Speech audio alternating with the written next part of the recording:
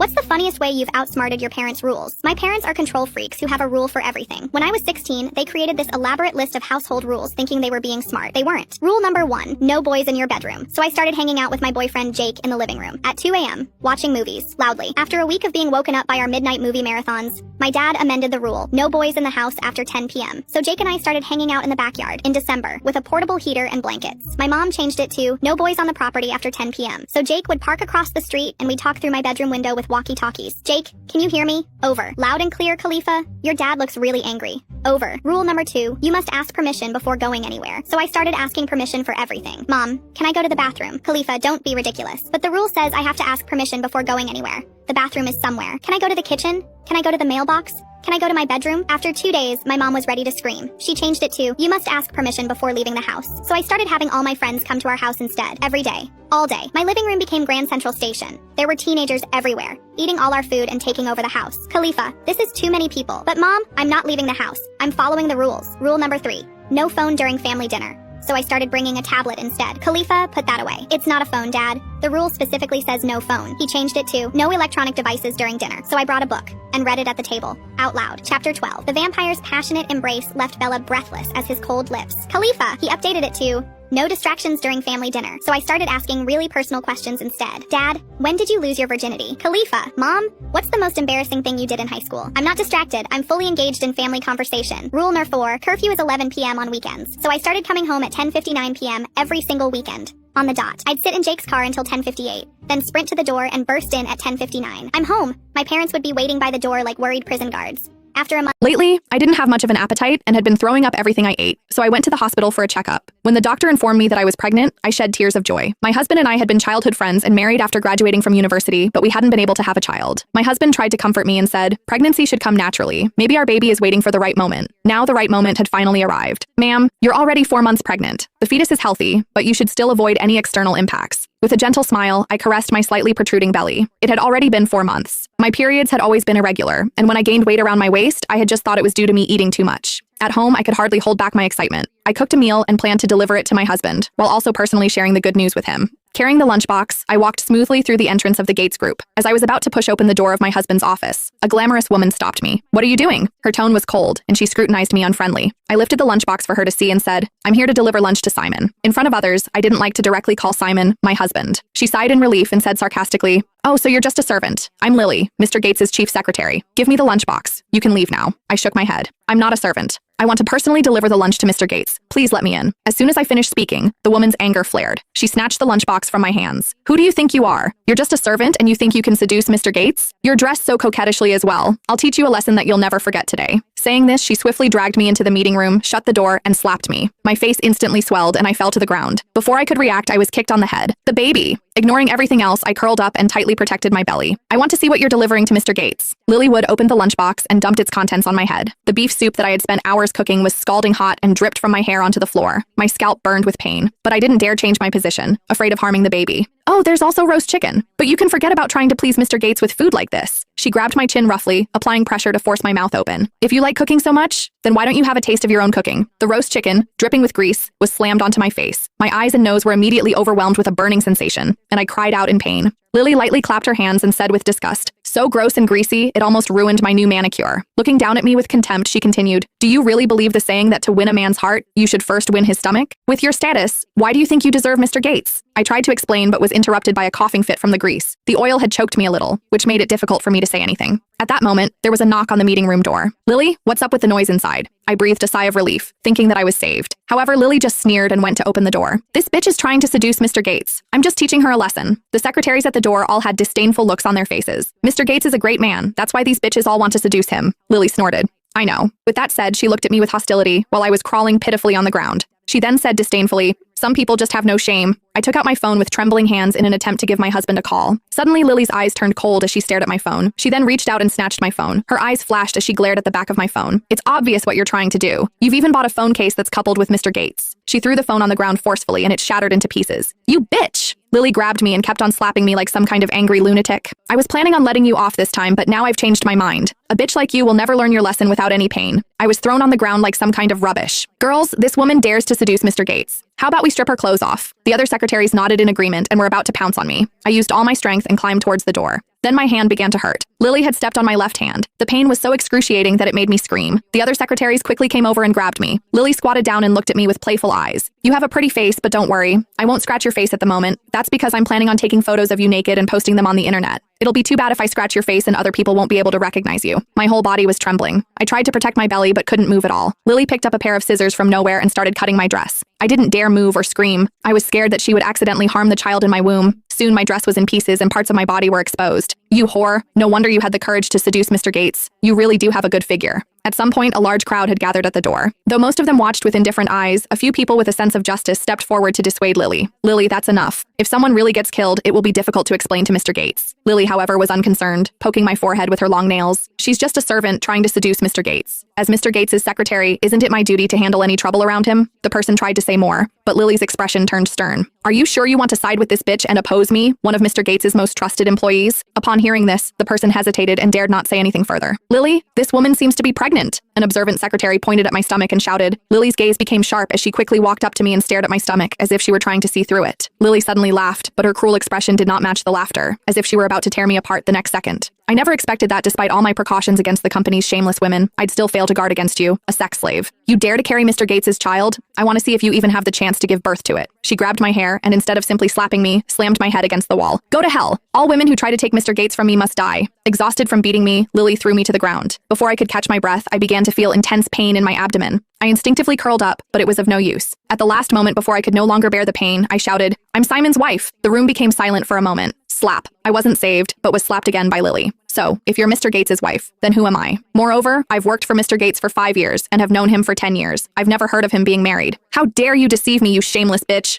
I spat out a mouthful of blood and tried to explain. We're childhood sweethearts. I'm really his wife. Hearing Simon's name, some of the other secretaries looked worried and wanted to stop Lily, but Lily waved them off dismissively. Don't worry. I am the person who knows Mr. Gates best. She looked me up and down with disdain. My torn dress was cast aside like a rag. I wasn't wearing any jewelry or designer items, not even carrying a designer handbag. The lunchbox I carried was just a cheap one that one could get from the supermarket. Lily sneered. Besides, look at this poor, shabby woman. She's not got a single designer piece on her. How could she possibly be Mr. Gates' wife? I finally managed to catch my breath but felt warmth between my legs. I had a bad feeling about this. Blood! She's bleeding! One of the secretaries backed away in panic. My heartbeat quickened and I became frantic. I weakly raised my hand, trying to grab something, but all I felt was more blood gushing out from beneath me. Lily glanced over and scolded the secretary. What's the fuss? It's just a bit of blood. What's there to be afraid of? Besides, she's a mistress. The child she's carrying is illegitimate. It's only natural for an illegitimate child to be terminated. The crowd fell silent, not daring to speak up for me. I clutched my stomach, nearly begging. Please, call an ambulance. My baby, but no one moved to help me. Everyone could only watch with indifference and a hidden satisfaction, waiting for me to miscarry. Lily continued to watch me for at least 10 minutes while I bled out. Finally, she picked up the phone and dialed a number.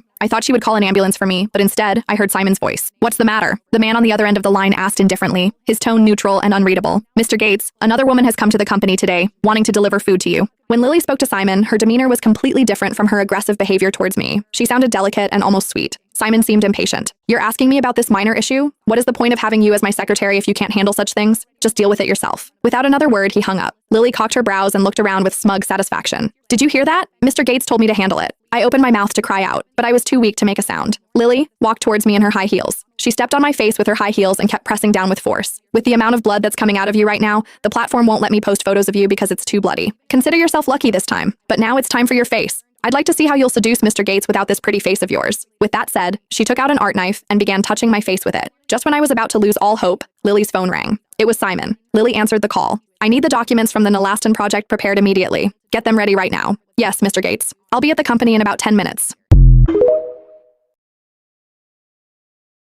I just put a hamster water bottle at the entrance to my room, so whenever I'm too lazy to get a drink from the kitchen, I could just do this.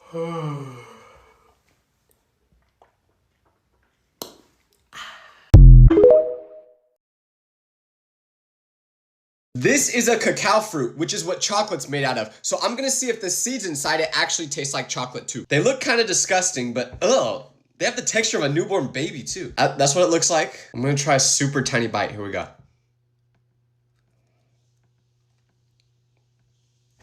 I don't know if you're actually supposed to eat these. It's like sour and tart. Don't do it. My mom bought me a bar of soap that has real money in it, hoping that it would get me to shower, but little does she know, I think I can get the money out without having to shower. I'm just gonna run it underwater until I get the money out. I just watched it for like 10 minutes, no progress made. So now we have to get desperate. Come on. Okay, let's see if that was enough. Come on. Ooh, I see it. Let's see how much it was. There we go. Ooh, big reveal. Come on, 500, 500. 5. Are you serious? Animals that scientists are trying to bring back. From North America, saber-toothed tiger. From Northern Colombia, Titanoboa.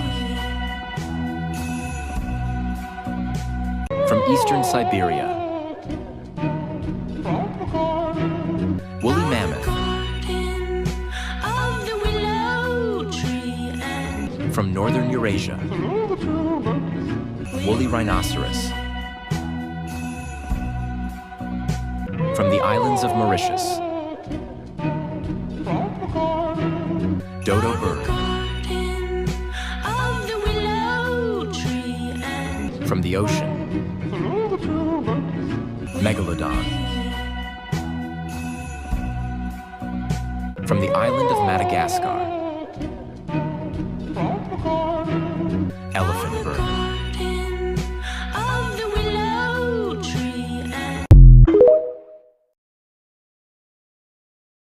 I legally changed my name because my parents gave me the most embarrassing name in history. My legal name is Bunny, not Rebecca with Bunny as a nickname. Just straight up Bunny on my birth certificate. And before you think my parents were just young and dumb, my siblings got equally ridiculous names. My older brother was named Teddy Bear, my sister got stuck with Candy Cane, and my younger brother from mom's second marriage is literally named Twinkie. Growing up was absolute torture. Every first day of school, teachers would pause when they got to my name on the roll call. Kids would laugh and ask if my parents named me after the Easter Bunny. In high school, when we had to introduce ourselves in classes, I started lying and saying my name was Rebecca. The worst part was my mom's reaction whenever we complained. She'd get this wounded look and say, "I thought I raised you kids not to care what people think. Like we were the problem for not wanting to be named after cartoon characters and snacks." When my brother Teddy turned 18, he immediately went to court and legally changed his name to William. My mom acted like he'd personally betrayed her. She cried for weeks and kept asking why he hated the beautiful name she'd chosen for him. My sister Candy had it even worse than me. Middle school kids called her a stripper name, and she got bullied so bad she switched schools twice. She begged mom to let her go by her middle name Rose, but mom refused and said we needed to embrace our unique identities. The breaking point came last year at my college graduation. When they called Bunny Johnson to receive my diploma, you could hear people in the audience trying not to laugh. This was supposed to be one of the biggest moments of my life, and I felt like a joke. My poor little sister from mom's second marriage is only 12 and already getting teased because her name is Buttercup. She asked mom if she could go by her middle name Grace, and mom said absolutely not. She's already talking about changing it when she turns 18. And my baby half-brother Twinkie is only 3, so he doesn't understand yet why people giggle when mom introduces him. But I know exactly what's coming for him. After graduation, I started saving every penny I could. I worked double shifts at my restaurant job, lived on ramen noodles, and didn't buy new clothes for months. Finally saved up the $500 for the legal name change process. Last month, I officially became Rebecca Johnson. Rebecca was my middle name that mom thankfully picked from my grandmother. When I got my new driver's license in the mail with Rebecca on it instead of Bunny, I actually cried. And frankly, I don't wanna play. Really, you have something to say, then say it, say it right now. You had it out from the moment you met me, running your mouth, aren't you tired already? You let me down, so I let you down gently. We could be friends, but you're way too petty, Eddie, petty, Eddie. You're way too petty, Eddie, petty, Eddie. You're way too petty, Eddie, petty, Eddie. Oh, we can be friends, but you're way too.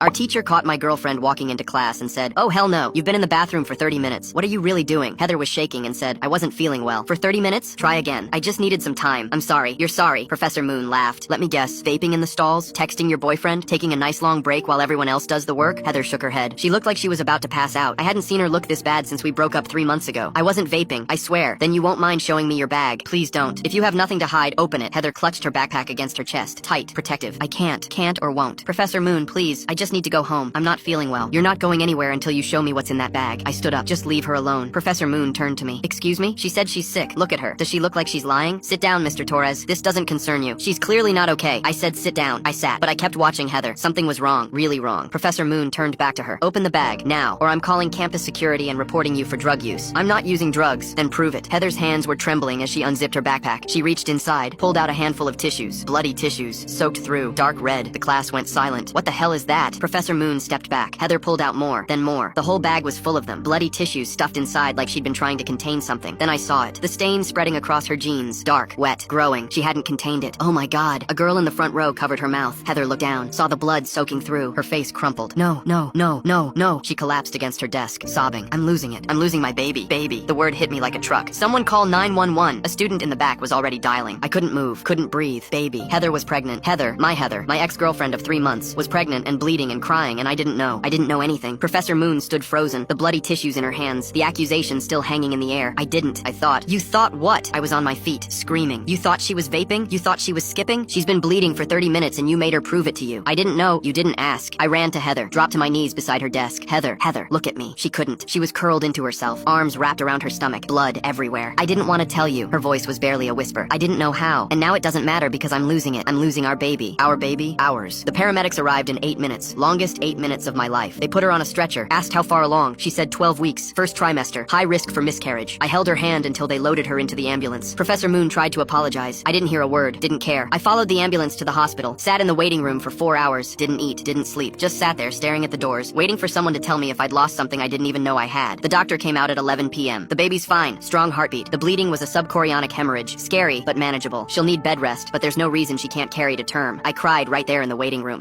My son started cooking, and my husband told him to stop being a woman. My son Hudson is obsessed with cooking. He's 14 years old and watches cooking competitions like they're the Super Bowl. He started with simple recipes, scrambled eggs and grilled cheese, then moved to stir fries and pasta dishes. When other kids his age were asking for video games for their birthdays, he wanted a chef's knife set and a cast iron skillet. I thought it was wonderful. He'd light up when he cooked, carefully chopping vegetables and tasting sauces. So when he started 8th grade, I let him take over dinner twice a week. He'd plan menus, make shopping lists, and spend hours perfecting recipes. Our kitchen always smelled amazing, and his younger sister would sit at the counter watching him work like he was performing magic. His culinary teacher even called to tell me Hudson was the best student she'd had in 15 years. But then last Tuesday, my husband came home early from work. I was still at the office. Hudson was in the kitchen making chicken piccata, flour dusted across his apron, lemon slices arranged on the cutting board. My husband walked in, saw him at the stove, and I got a text that just said, "Call me now." I called during my break. He was furious. Why is Hudson in the kitchen cooking like a housewife? I didn't understand the question at first, because it's Tuesday, and it's his night to make dinner. My husband's voice went cold. "We need to talk about this when you get home." The drive back was tense. I walked in to find Hudson sitting on the couch, arms crossed, jaw tight. The chicken piccata was still on the stove, untouched. My husband was in the living room, waiting. He didn't waste time. This cooking thing stops today. Hudson is not spending his time doing women's work. I stared at him. It's not women's work. It's just cooking. Anyone can cook. He shook his head. Men provide, women cook. That's how it's always been, and that's how it should be. Our son needs to learn skills that matter, not how to prance around a kitchen. Hudson spoke up then, his voice shaking. "I like cooking. I'm good at it." My husband turned to him. "You're a boy. Boys don't belong in kitchens. What are your friends going to think? What are people going to say when they find out my son wears an apron?" I felt my face getting hot. Plenty of men are chefs, professional chefs. They make careers out of it. He waved his hand dismissively. "That's different. Those are professionals. Our son doesn't need to cook. He needs to focus on real skills. This ends now." That night, my husband threw out Hudson's cookbooks, all 12 of them. He banned Hudson from the kitchen unless it was to grab a snack. Hudson didn't argue. He just went to his room and closed the door. For 3 weeks, the house was silent. Hudson stopped smiling. He'd come home from school, do his homework, and stare at his phone. My husband seemed satisfied. See, he's already over it, just a phase. But I knew better. I'd find Hudson watching cooking videos on his phone with the volume off. His culinary teacher emailed asking why he'd stopped participating in class. And then one afternoon, Hudson came to me with a permission slip. "There's a cooking competition at school. I want to enter." I looked at the paper. It was a big deal. 3 rounds, judged by actual chefs, scholarship prize for the winner. I knew what it meant. If you enter this, your father will find.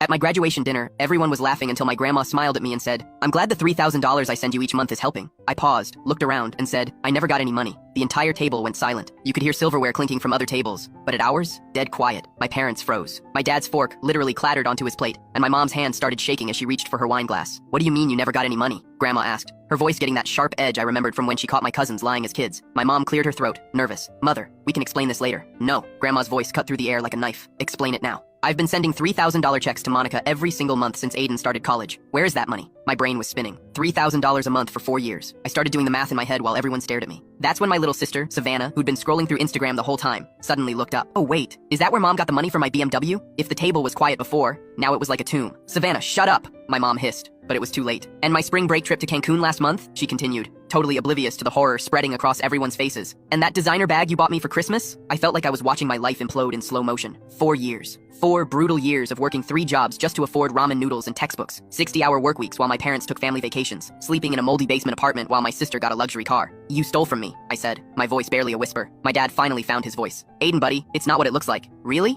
I stood up, my chair scraping against the floor. Because it looks like you watched me destroy my health working multiple jobs while you used my money to spoil Savannah. The restaurant felt like it was spinning. I remembered all those phone calls home, begging for help with textbooks, with rent, with groceries. All those times they said money was tight. They couldn't help. I needed to learn responsibility. How much? Grandma's voice was ice cold. I did the math out loud, my voice getting stronger with each number. $3,000 on X 12 months, X 4 years, $144,000. My mom started crying. We were going to pay it back when you graduated. With what money? I laughed, but there was no humor in it. You don't have that kind of cash lying around. You spent it all on Savannah's lifestyle? Savannah finally looked up from her phone, realizing this was about her. Wait, so I have to give the car back? Are you serious right now? I turned to her. You're worried about keeping a car that was bought with stolen money while I've been eating peanut butter sandwiches for dinner? That's when my Uncle Stuart, who'd been unusually quiet, spoke up. Monica, please tell me you didn't actually steal from your own son. My mom's mascara was running down her cheeks. We thought...